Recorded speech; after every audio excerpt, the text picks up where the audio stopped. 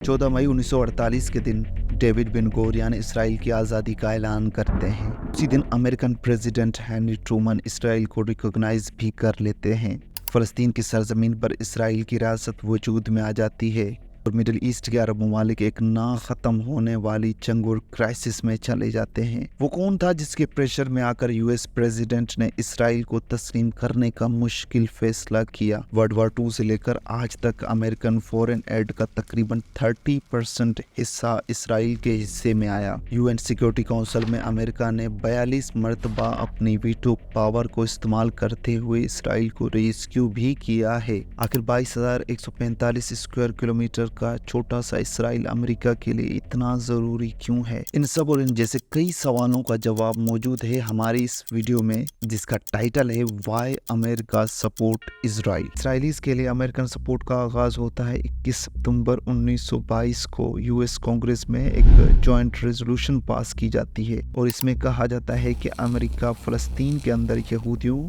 या Jewish people के वतन को सपोर्ट करता है। हालांकि 1922 में फ़लस्तीन के अंदर यहूदियों की टोटल पॉपुलेशन सिर्फ 88,000 के लगभग थी और इस ज़माने में फ़लस्तीन की टोटल आबादी तकरीबन 7.5 लाख के लगभग थी और जिसमें तकरीबन 6 लाख के करीब मुस्लिम पॉपुलेशन मेजॉरिटी के साथ मौजूद थी। यहाँ पर आपके जहन में ये सवाल पैदा हो रहा होगा कि अमेरिकन कांग्रेस ने आखिर हकीकत को जानते हुए भी ऐसी अनडेमोक्रेटिक रेजोल्यूशन क्यों पास की?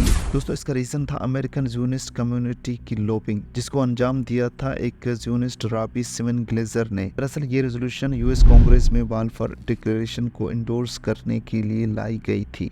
बाल्फर डिक्लेरेशन दरअसल फर्स्ट वर्ल्ड वॉर के दौरान ब्रिटिश गवर्नमेंट के फॉरेन सेक्रेटरी आर्थर बाल्फोर की जानिब से लॉर्ड रोथशाइल्ड को लिखा जाने वाला एक खत था, जिसमें फ़लस्तीन के अंदर यहूदियों के लिए एक मुल्क बनाने की तजवीज़ थी। अमेरिका की हुकूमत और पॉलिटिशियन जो इसराइल को इतना अंधाधुंध सपोर्ट करते हुए नजर आते हैं, इसका बुनियादी रीज़न अमेरिका में मौजूद जोश लॉबी है। ये लोग इतने ज़्यादा पावरफुल हैं कि किसी भी सियासतदान का कैरियर बना और उजाड़ सकते हैं। मिसाल के तौर पर एपेक यानी America Israel public affairs committee, America में मौजूद जितनी भी लॉबिंग फर्म्स हैं उनमें सबसे ज़्यादा पावरफुल एपेक को माना जाता है, क्योंकि एपेक डायरेक्टली अमेरिकन कांग्रेस में लॉबिंग करती है और ये बात कोई ढकी छुपी भी नहीं है। एपेक और इस जैसी दूसरी प्रो इसराइल लॉबिंग फर्म्स अपने मेंबर से डोनेशंस कलेक्ट करती हैं और इलेक्शन कैंपेन या फिर कांग्रेस में लेजिस्लेशन के दौरान इसराइल कोज को मद्देनजर रखते हुए खिलाफ या हक में फंड करती हैं। सिर्फ 2018 के एक साल के अंदर एपेक ने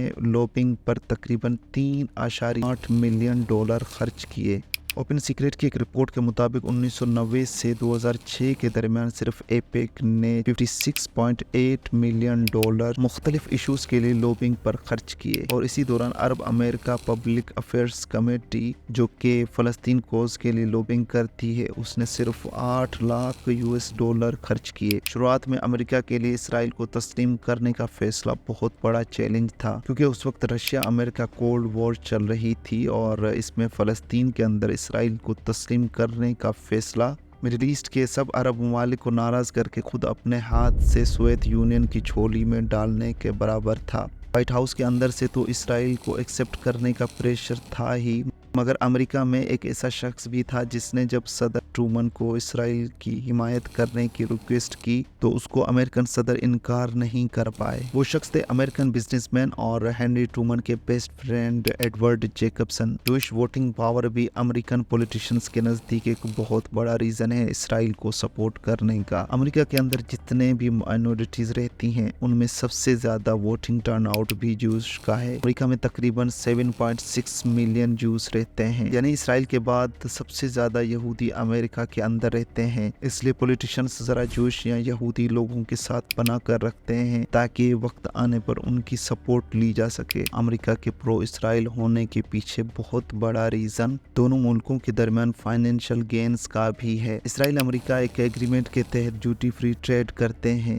दोनों मुल्कों के दरमियान हर साल तकरीबन $50 बिलियन की ट्रेड होती है। इसराइल को हर साल अमेरिका $3.8 बिलियन डॉलर की रकम मिलिट्री एड की मद में देता है। वैसे 3.8 बिलियन डॉलर की मिलिट्री एड इसराइल के टोटल डिफेंस बजट का सिर्फ 16% ही बनती है। अमेरिका एक सुपर पावर है और इसराइल अमेरिका को मिडिल ईस्ट के अंदर स्ट्रेटेजिक डेप्थ भी प्रोवाइड करता है। इसराइल की वजह से पूरा मिडिल ईस्ट रीजन पिछले कई दहाइयों से डिस्टेबलाइज है। यहाँ पर वायलेंस है, टेररिज्म है, जिसने अमेरिका को काफी सालों से एक जवाब मुहैया किया है कि वो यहाँ पर दहशतगर्दी को खत्म करने के बहाने से आकर मिलिट्री बेसिस बनाए। मिडिल ईस्ट क्योंकि तेल की पैदावार की वजह से जाना जाता है, तो जब अमेरिका ने यहाँ पर सिक्योरिटी के नाम पर बेसिस बनाई तो इन कंट्रीज के नेचुरल रिसोर्सेज पर भी किसी ना किसी तरह कब्जा कर लिया। दोस्तों, आपकी नज़र में अमेरिका इसराइल को क्यों सपोर्ट करता है, उसका रीज़न आप नीचे कमेंट बॉक्स में बताइए और इस इन्फॉर्मेशन को अपने दोस्तों के साथ शेयर कीजिए। अगली आने वाली वीडियोज़ के लिए हमारे चैनल को सब्सक्राइब कीजिए। मैं मिलता हूँ आपसे अगली वीडियो में, तब तक के लिए अल्लाह हाफिज़।